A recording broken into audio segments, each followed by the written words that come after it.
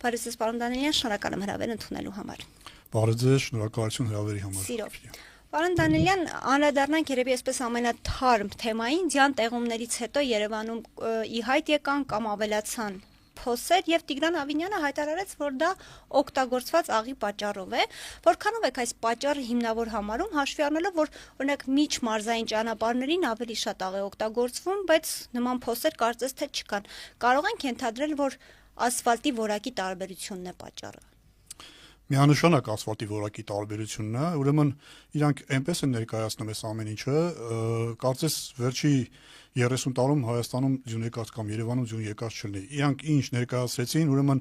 աշտանը գարնանը ջրհեղեղների ժամանակ ասում էին աննախադեպ անձրև ա եկել, հիմա էլ ասում էին աննախադեպ ձյուն ա եկել, մենք աննախադեպ աղ ենք ցանել, այդ նույն աղը ցանվել է, ճիշտ եք ասում, մարզային ճանապարհներին, այդ նույն աղը ցանվել է ցանից տարիներ առաջ, բայց այս կարգի ավերածություններ քաղաքում երբեք չի եղել։ Սա 90-ականների Երևանն էր հիշեցնում։ Մեկ էլ 90-ականներն էր, որ Երևանում երթևեկությունները քիչ էր, փոսերներ շատ էին, ու այնտեղ կարևոր չէր, ասենք, ձյուն գար չգար։ Այն ժամանակ վիճակներ այդպես ու փոսերն էին շատ։ Հիմա մոտավորապես նույն պատկերն էր։ Եվ այն ինչ որ հիմա տեսանք, սա իրանց աշխատանքի արդյունքներ, սա իրենց կառավարած քաղաքի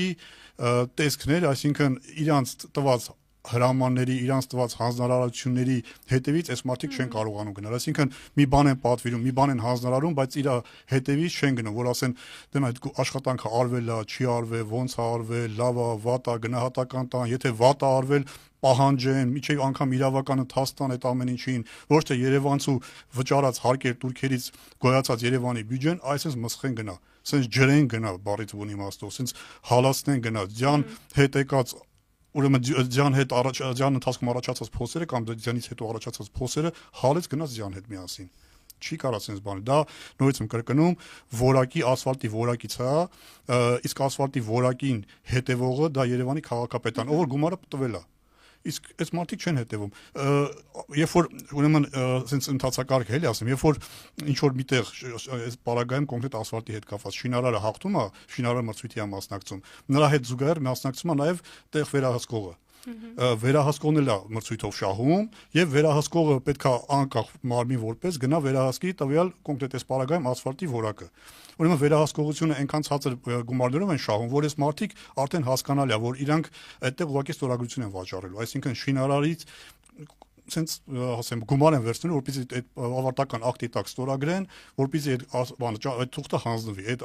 բանը պրոյեկտը հանձնվի։ Այս պարագայում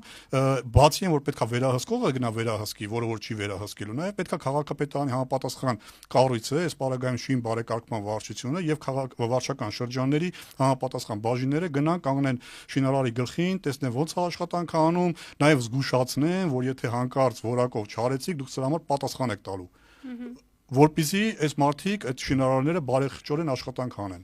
Եվ դրանից հետո էլ անելուց հետո է գնան մի հատ էլ վերահսկեն այնց տո, այսինքն նմուշարում անեն, տեսնեն ինչ որակով է արվել, որպեսզի դրանից հետո այդ համապատասխան փաստաթուղթը ավարտական ակտը ստորագրեն կամ չստորագրեն։